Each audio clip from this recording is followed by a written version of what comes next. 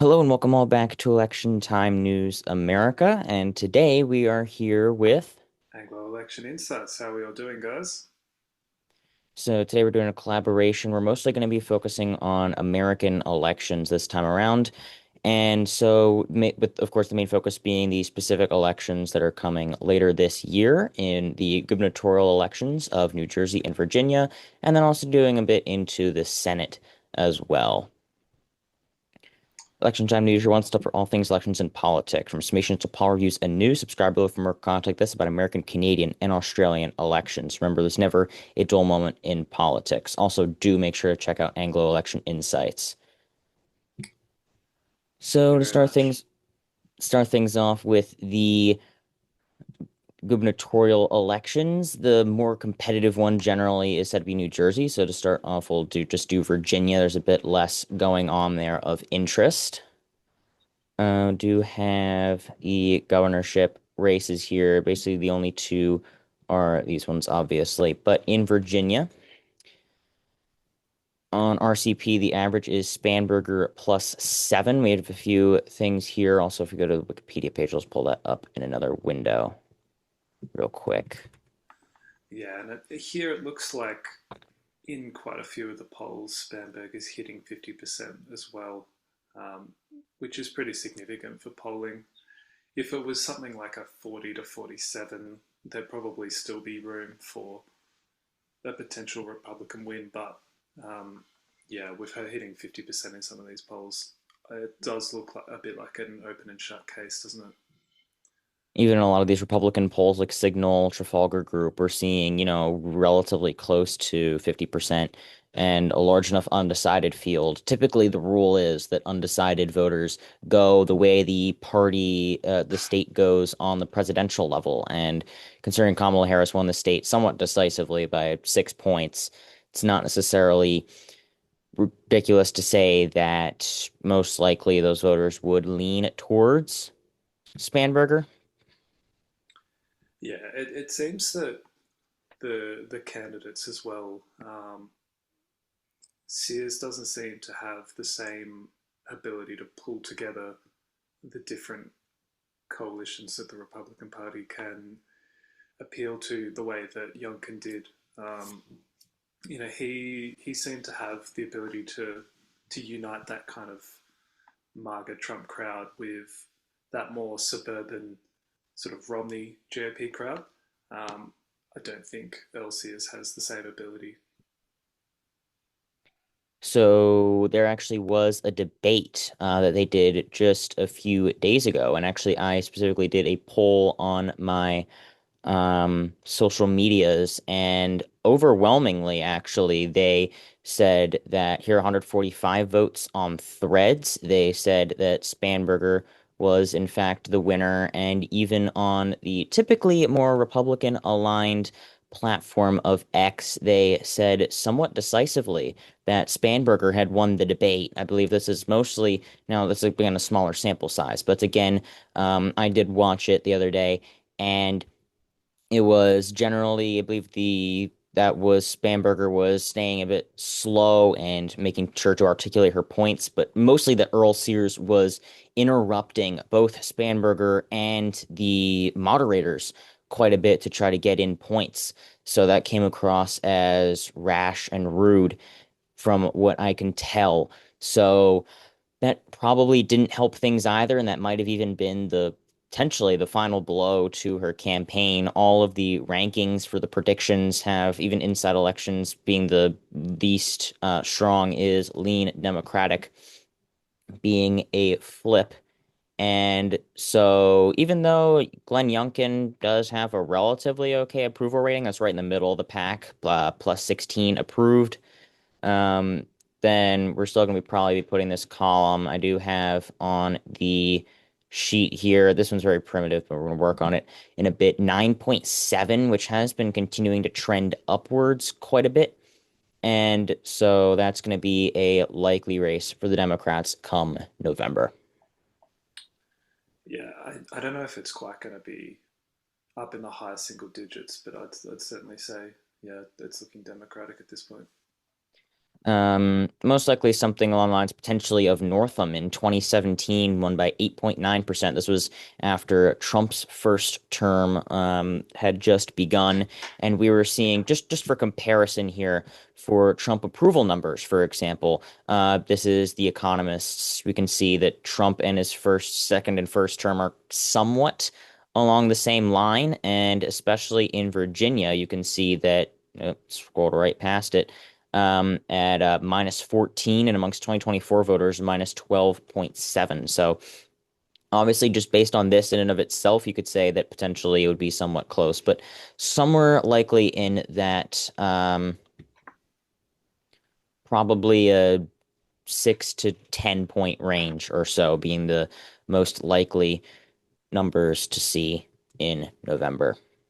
Yeah, I suppose it depends how nationalised the race is, because a state like Virginia, with that high concentration of federal government employees in places like Loudoun County, um, sort of those like suburbs and exurbs of DC, they would probably have like a worse reaction to Trump in terms of his approval compared to maybe some of the rural, more sort of southern style areas of the set of the state.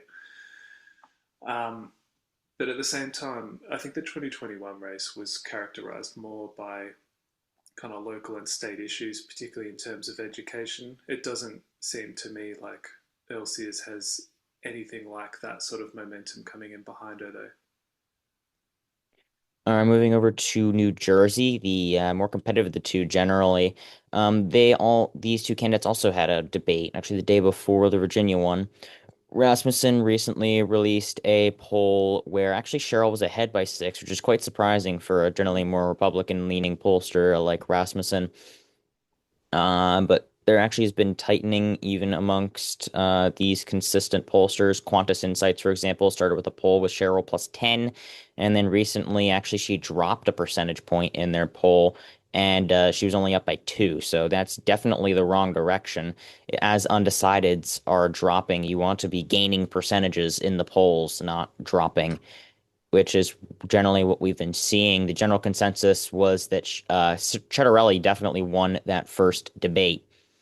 Yeah, yeah, and I think he strikes me as a little bit like Youngkin in that he can potentially cross the aisle somewhat in terms of the support that he gathers. Some of that sort of Democratic trending suburban vote is the kind of voter that he did a little bit better with back in 2021. But at the same time, I think he has the Trump endorsement now. And there's a few Democrat mayors in New Jersey endorsing him as well. So, um, yeah, a broader sort of section of support, I would say, is what he's being able to gather up. But New Jersey is obviously like a Democrat-leaning state, even if some of the more recent trends, especially amongst Hispanics and that sort of thing, are trending towards the GOP. You would think it's a tough race for the Republicans to win in an off year. Yeah, but a lot of those trends, I feel like either it's going to be very close for either candidate or it's going to be a surprise and Cheryl's going to end up winning by close to about 9 points because there's going to be that's sort of like a 2018 scenario. But that's definitely less likely than it just being a very close race on either side. It, Um, dep- it depends how nationalized the race ultimately becomes, though. Cheryl has been continually trying to tie Cettarelli to Trump, which is definitely not a terrible move considering that he's quite a bit underwater with New Jerseyites, so tw almost 25. And even amongst 2024 voters, it does actually go all the way up to minus 15, but still obviously quite a bit below zero. So that is generally somewhat of a potential idea there, but how far do you want to go? And then it seems that she's almost skipping out on actually talking about the issues for New Jersey, instead just trying to say that Cettarelli is Trump at that point. So Yeah, well, she's got her own issues as a candidate. Um, and as you said, she's definitely starting to lose momentum. Um, And I suppose, yeah, the one thing we didn't touch on with Virginia was what's happening with the lieutenant governor's race, which is the only other kind of spanner in the works. Oh yeah, that was yeah recently changed actually from likely Democratic to tilt Republican now with that incumbency advantage because unlike governorship and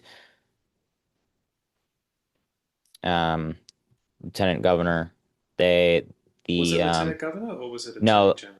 I it's think attorney general. attorney Attorney general. general does not have the restriction of consecutive terms. Yeah. But you can see, obviously, back when National Research Inc. came out with that R+1 poll, definitely it did shock the community. But then what really was insane was Emerson College coming out with a Mm. tied poll. But since then, it has started coming back in Cheryl's direction a bit. The undecideds have consistently been below 10% now, but still, it's definitely more concerning the Democrats would like. And I think that they might be having a bit of a concern for their choice in a candidate, especially considering how close the primaries ended up being. Yeah. The other thing is that I think by late October, Youngkin was leading the polls slightly in Virginia, but Hmm. Chitterelli never got anywhere near Murphy in the lead up. I think he was down 6 or 7, maybe even more, like 8 or 9 points on the average leading into 2021, and he only lost by 3 in the end. So there was the precedent is that there was a bigger polling miss in Jersey. Probably close to about a 3 point margin or so, because that's definitely a bit more contracted than the polls are. Quite a bit of trajectory towards Chitterelli. That's sort of what we saw, especially in the New York City race earlier this year, was there was trajectory towards Mamdani, and then the polls Mm. were turned out to be quite a bit behind. So based on that trajectory alone, I bet it'd probably be close to almost exactly the margin of 2021, 3.2%, which generally is actually just a bit of an improvement considering it's not an incumbent, but still much closer than the Democrats would definitely be hoping for going into a cycle with a Republican in the White House. Cool. All right, Senate map. There's just a few that are generally not very contested. They are, a few notable ones that are safe. Virginia, which, has a competitive governorship race, but Mark Warner is a strong incumbent, likely to win by over 10. Colorado, somewhat competitive, not New Mexico. But John Hickenlooper is a strong performer as well. He won in 2020 by 9.3 against an incumbent, so he is almost certain to win re-election in what he says will be his last cycle in the Senate by double digits. And then move on to the Republicans. A lot of these are just going to end up being safe states, and so just a few notable things again, Alabama and Kentucky, both those are both retirements. Tommy Tuberville retiring to run for governor, McConnell retiring from politics. And also something interesting in Montana, Daines only won by 10 points against Steve Bullock, but that was the popular former governor who actually managed to win. Even in 2016, he won by 4 points against current governor Greg Gianforte. But even then, he still did end up winning by 10 points. So Daines is a relatively strong performer. He's likely to win by close to about 20 this cycle or so. So then, based on everything else, just with a slight area around 10 points are going to be Kansas and Mississippi, but generally, just based on the performance, 11.4 in Kansas in a bluer year. Marshall may end up having a margin down below 10%. He's not an extremely strong performer, but it depends entirely on the national environment whether or not he'll hit 10%. And then Hyde Smith, SP was a relatively strong candidate, but even then, if it is a bluer environment, Hyde Smith could potentially end up staying at below 10%. Seems to be a somewhat subpar candidate in general as well. Yeah, that's interesting. I wouldn't have expected Mississippi's margin to be so low, especially in the South, where turnout dynamics probably still favor the Republicans more so than the Democrats, just due to some of the demographics, especially in the Delta area, for example. All right, so going off to the competitive races, likely these are going to be the races between 5 and 10 percentage points. Starting off with the Democrats on the West Coast going east, we have New Mexico. We have Ben Ray Lujan, 6 points in 2020. Quite a bit of an underperformer, actually, if we look at the PVI underperformed by 2.7%. So definitely underperformed expectations for this seat, but still it is a blue state that even in a bad year, Kamala Harris still managed to win by 6 percentage points.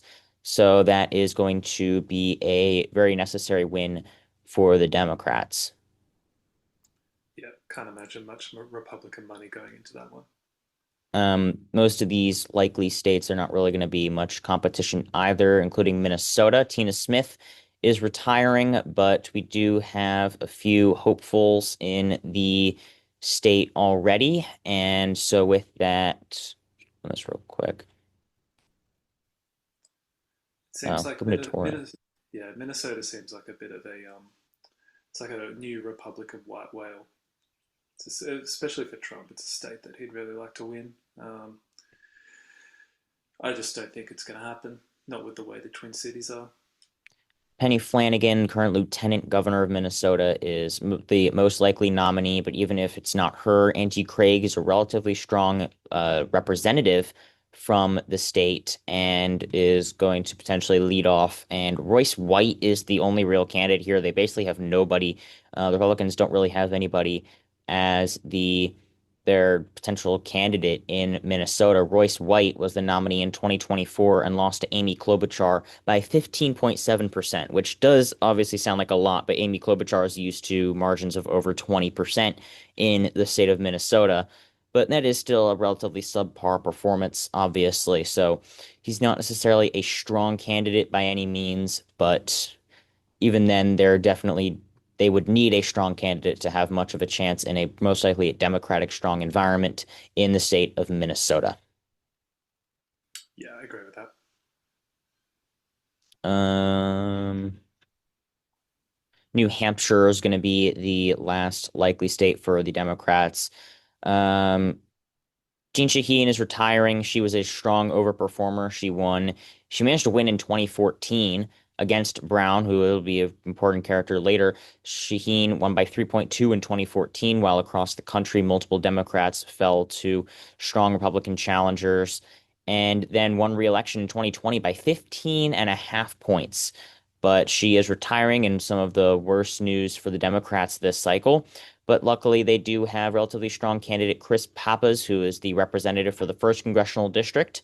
But in the Republican primary, Scott Brown, nominee for the seat in 2014, is running on the Republican side. He's a relatively strong candidate in his own right. He won a Senate seat in Massachusetts in a special election in 2010. So if we go back here, in 2010, he managed to flip the seat by almost 5 points as well in 2010. This was right before the very devastating 2010 elections for the Democratic Party.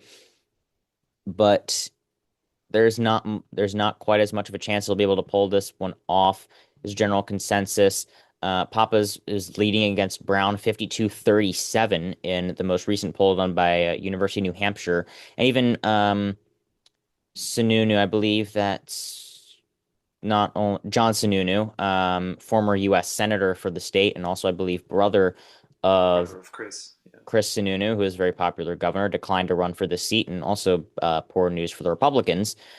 Then he actually was even down in that poll by 6, but Pappas didn't reach 50%.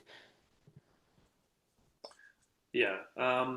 Probably, I would imagine something like New Hampshire, a little bit less polarized environment, but generally more of a democratic lean, especially with some of the movement in population between states like Massachusetts, increasingly getting tough for Republicans to win. I think the fact that Trump didn't carry it is going to, that was maybe one of their last big chances to win a state like New Hampshire in a federal race. I can't see them winning in this environment. This national environment doesn't.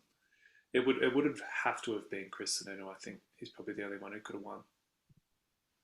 All right, so next is going to be the state of Alaska, 7.6% for this. That's mostly just because of the chance that Mary Peltola could end up running in this race, the only Democrat who's won in the House in Alaska going back for over almost 100 years. And she flipped that seat in 2022 of all years. It was against Sarah Palin, who definitely has collapsed in support in the state of Alaska, but she won it by almost not 10.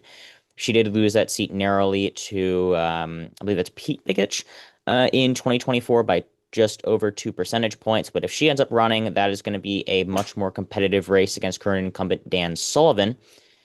And so that would definitely end up breaking down that margin a bit more. But as she's taking more time to actually make that decision, things are getting a bit less tight there and a bit more in Sullivan's favor. And in Florida, this is a special election to fill the remainder of Marco Rubio's term for the last 2 years. There, 7.6%. Ashley Moody is the non-elected incumbent in that seat, and she was appointed. Um, there we go. She was appointed, but she was the lieutenant governor of Florida, and she won by almost 20 points in 2022. Very strong performer. And the Democrats don't have any extremely strong candidates. The strongest they could have had was Josh Whale, but he had to drop out of the race for health concerns. And so now they're not necessarily left with anyone strong. And now with the heavy rightward shift in the state of Florida, there's not really much of a chance the Democrats will have to be able to flip it, even though they hoped they could potentially work getting close in 2024. Scott ended up winning by 12.8%. So it's really looking more like a fool's errand for any investments in the state of Florida. Yeah, I mean, I guess there's a lot of Democrat donors still with big money in Florida, so they'll probably make a lot of noise about it and try to encourage donors by making the race look competitive. That's something that they've still been doing. But yeah, as you say, it's a state with a strong rightward shift in recent years. Very difficult for Democrats to compete in. So now we're down to the eight more competitive states. Next is going to be lean. Now, Republicans only need three more seats in order to retain their majority in the Senate. Democrats need six of these eight to take control of the chamber. So start off with the lean states. We're going to start off in the state of Texas, a relatively close state. Closest, this would be the closest it's been since 2018. But ever since 2018, the state has not had a election, hasn't had an election since 2014, over 10 points. It has been slowly getting closer, but then it had a heavy rightward shift in 2024. However, it has very competitive primaries on both sides at this point, and so what we're looking at is going to be a three-way, generally a three-way race. On the Republican side, you have incumbent John Cornyn, and then you have primary challenges by Ken Paxton, the Attorney General, who definitely has a lot of baggage, and Wesley Hunt, U.S. Representative from the 38th Congressional District. But then you also, on the Democratic side, have Colin Allred, who was the nominee for the U.S. Senate in 2024. He overperformed Kamala Harris by about 4 points and lost to Ted Cruz by 8.5%. Relatively strong candidate, not necessarily anything huge. But then you do have James Tallarico, who definitely has a lot of hype, raised a lot of money so far already running for this seat as well. You potentially have a large field with Jasmine Crockett expressing interest, and actually she had a few polls that actually had her in the lead in the Democratic primary, even leading Tallarico, O'Rourke, and Allred. And you also have Beto O'Rourke, who was the nominee for the U.S. Senate in 2018 and nominee for governor in 2022. He was the one that had the lowest margin in the Texas Senate ever since Democrats last won a seat in Texas in 1988. Who's your pick for the primaries then? Because So it it it seems like Paxton's kind of like the market pick, right? he's definitely the favorite of the more strong conservative wing of the Republican Yeah. Party, but generally as far as the actual general populace goes, he's definitely less popular. He'd been leading in the polls for the primaries for quite a long time, but then a marriage controversy came out, and so since then he's actually been struggling to stay ahead. He's actually only 1 point ahead in the most recent poll here done. And if you include Hunt, then actually he gets 22% of the field, which would mean that Cornyn and Paxton would go to a runoff. Yeah. Okay. Cool. Um, I don't know if so. Ted Cruz, not the most popular senator, really. He still managed to hold off Beto O'Rourke back in 2018, which was definitely a blue wave year. At this stage, it doesn't appear to me as if the 2018 cycle is is going to sort of repeat in 2026. Yeah, like there's Trump's incumbency, which isn't massively popular, but the Democrat Party aren't massively popular either. And if you look at, for instance, the 2026 generic ballot, it's only like Democrats +3. I think at this stage it would have been what, like +8 back in 2017. So going to be an uphill climb. Maybe had Texas only been won by like 6 or 7 points at the presidential level, we could have a really serious conversation about the Democrats winning here. But at this stage, I don't see anything that tells me Texas is going blue at the Senate. Yeah, so next we're moving on to Nebraska. This is going to be a relatively surprising competitive seat, but it's just because of the strength of Dan Osborne, who in a red wave year only lost to incumbent Deb Fisher by 6.7%. And so far, he hasn't been doing that poorly in the polling either. Not necessarily enough to probably end up having a win by any means, but he's also already out fundraised himself. This hasn't been updated in a while, but he's already actually out fundraised himself for the entire cycle last year. So that's definitely going to help things. And in a Democratic aligned poll, they actually found Dan Osborne ahead by one with 7% undecided. So the fact that you could find a poll with him ahead definitely does say a lot already. I don't think there was a single poll that had him ahead in 2024, maybe down by 1 to 2. But now with Ricketts, generally is going to be a more popular candidate, though, than Fisher was. He was the governor for a while in Nebraska. So it's going to be a bit of an uphill climb for Osborne, but that wouldn't necessarily be too strong of a race for the Republicans. Yeah, it's. I guess it's just going to draw a lot of their funds away. But still, at the end of the day, Nebraska's a deep red state. Um, it would probably have to end up being more of a 2018 environment for that one to flip to Osborne. There is going to be a lot of hype around him. I'm not surprised that Democrat aligned pollsters are pushing good numbers for him. And Iowa actually missed it for a likely state, which is going to be number 50, narrowly being there. We do actually have a retirement here as well. The incumbent Joni Ernst came under a lot of backfire from some things that she said in some town halls, and so she dropped out. And now Ashley Hinson, the representative from the second congressional district, the one in this region of the state up here, is running for the seat. Relatively strong candidate as well. Ernst only won by 6.5 in 2020. Generally, is somewhat of a chronic underperformer, but on the Democratic side, you do have some potentially strong candidates here, especially Josh Turek tends to be the strongest candidate here so far. J.D. Scholten might not have been that bad of a candidate as well, but Turek is a strong candidate in the state representative from the 20th district, overperformed by almost 10 points, I believe, though it is a bit closer. It's a smaller scale, so obviously easier, stronger overperformances are better, but there's nothing done here so far. But if you look, Turek actually did one of the worst, but that's generally because of low name recognition, 14% undecided. Walls actually did the best, but Joni Ernst was only beating a generic Democrat by 2 points back in June. So it's probably actually best for the Democratic Party that she did end up dropping out, or the Republican Party that she did end up dropping out, but the Democrats don't have a strong enough candidate to actually flip the seat in Iowa, which is almost actually somewhat disappointing because the Iowa is very susceptible to midterm swings, especially what we saw in 2018 was that the governorship in the state was 2.75 points. And in the House, Democrats actually flipped 3 House seats They actually had quite a bit of a strong majority, and not only that, but they won the House vote in Iowa just 2 years after Trump flipped the state by 9. Mm.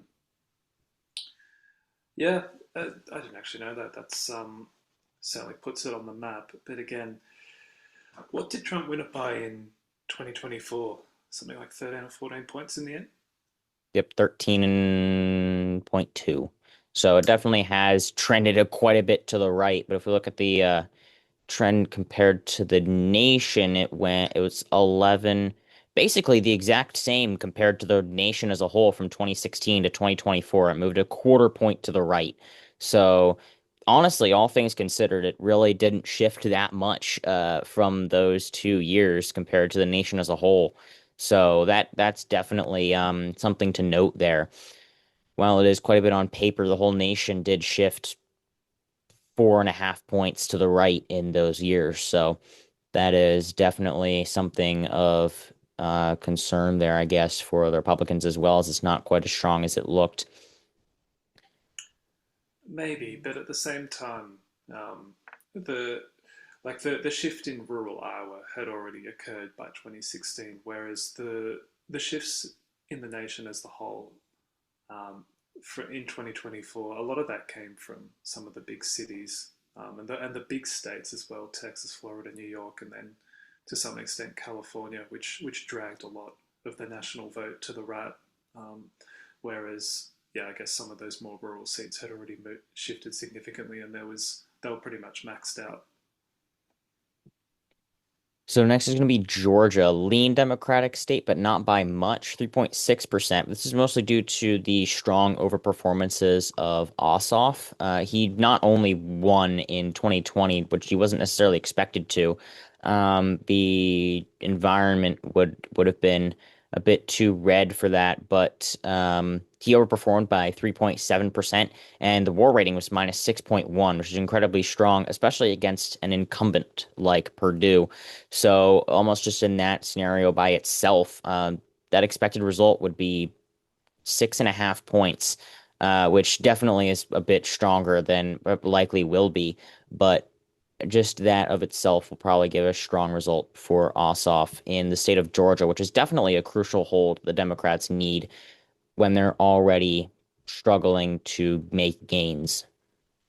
Yeah, it was a very specific election back in 2020 with those runoffs as well. Keep in mind, I think he had Georgia not had the runoff rule prior to 50%, he would have lost to Purdue, I think. And then, given that you had the two runoffs Yeah, the with general was Warnock, Purdue yeah, 1.8. yeah. Whereas where I think who was the other Democrat? Was it Warnock, Raphael Yep. Warnock? Yeah, he really juiced black turnout, I think, as well, or African American turnout, which probably helped with Ossoff's race. And he still only just managed to win, and that was after J6 and wrote like demoralized Republicans, that kind of thing. Whereas Georgia, again, it's one of those southern states where the the midterm turnout dynamics don't necessarily favor the Democrats the way they do in the Northeast or the West. The real strong thing here is not only that there's a competitive Republican primary, which is only going to benefit Ossoff, but also Ossoff's fundraising machine. He has already raised $42 million, and that's as of June 30th this year. So he's already fundraised a lot of money, being able to spend a lot. And so these competitive Republican primaries are just going to end up fueling Ossoff's campaign here. So wrapping things up here in Michigan, that's going to be just barely a lean state, 2.4%. Things are looking rough in the Democratic primary. Gary Peters retired. He ran against John James, who's now running for governor, won by 1.7%. And so here we have Haley Stevens, who's generally the candidate that is slightly winning in polling, but most are undecided. But she appears to be the worst candidate. I think generally just the best candidate would probably be Mallory McMorrow because Abdul El-Sayed is seen as too extreme and Haley Stevens is seen as boring and generally is the establishment candidate. So that's probably the best bet would be Mallory McMorrow, somewhat in the middle, state senator. And the Republicans are going in with Mike Rogers, who only narrowly lost by 19,000 votes to Alyssa Slotkin in 2024. So that's definitely quite a strong candidate to choose, especially good for a state like Michigan. Yeah, he'll have name recognition by now. Very close state. I think whoever the Democrats end up going with, it's going to cause friction within their base as well. So um, turnout could be a real key factor. And then the final three main states, Ohio is going to be just barely under Lee. Now it's going to be tilt just based on a bit of better polls here, not necessarily showing any here, but in Ohio we have unelected incumbent John Husted, who was the lieutenant governor, in being the incumbent running against Sherrod Brown, former U.S. senator, lost by a relatively narrow amount, overperformed Harris by 10. Um, in 2024. And so that's mainly going to be the story here. If anyone else jumps into the race, and that would actually be a big problem, but Sherrod Brown's definitely going to win the primary. And so Houston recently winning by 6, by 3, and by 6 against Brown. Think that's forcing out undecideds in this poll 49-46 to 5, but it's relatively close, and so especially in a state like Ohio, that's still a relatively strong performance. Yeah, the problem that Brown faces is that he's already got name recognition.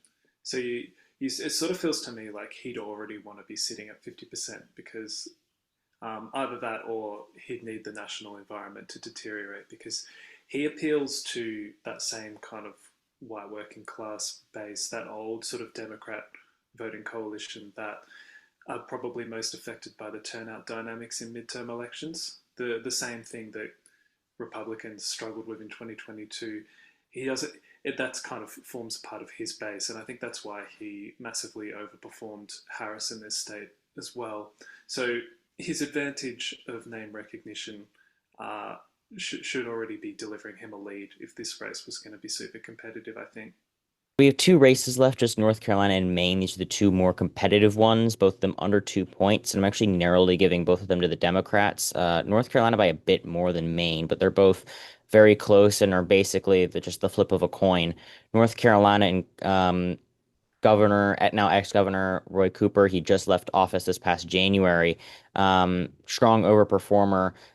He won, defeating incumbent Governor McCrory in 2016 by a quarter point. He split ticket vote by 3.5 points that year.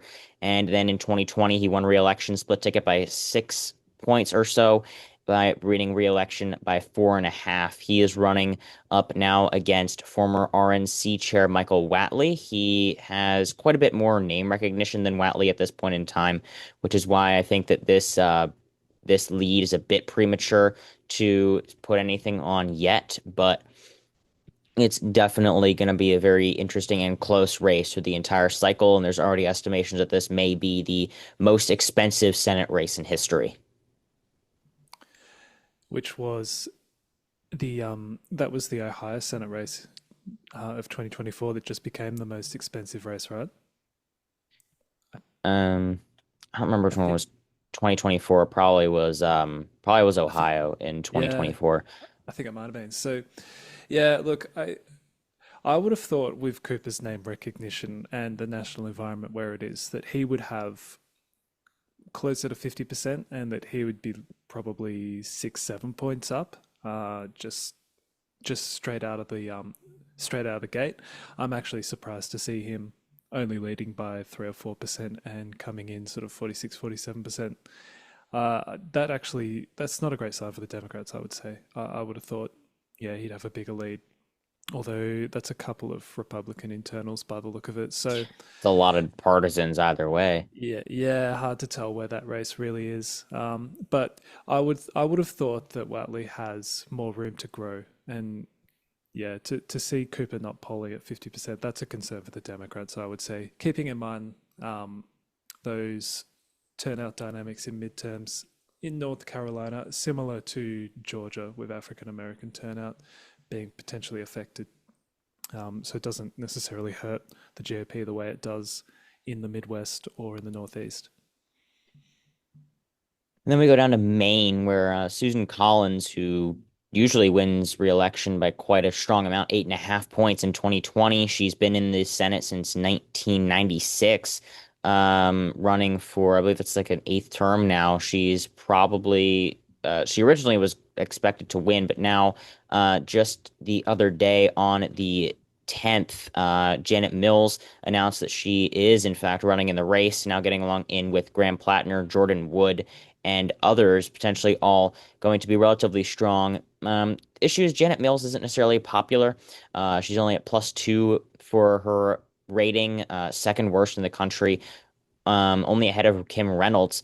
But now with Collins' rating going way down, I believe almost -20 in a relatively recent poll done there, it's not necessarily looking good for her. And I feel like if there's any year that she could get knocked off, it would be this year. But that was also what everyone thought in 2020 when she ran against leader of the Democratic House, Sarah Gideon, and then, of course, overperformed Trump in the state by 17.5 points and ended up winning in somewhat of a surprise. So were her approvals looking bad going into 2020 as well? Not close to this much. I think it was closer to -5 or so at that Yeah. point. She still had she is typically still known as a bipartisan senator, but also at that point you had a lot more candidates that were split ticket. If we show held seats at this point, you still had uh Toomey in Pennsylvania, Brown in Ohio.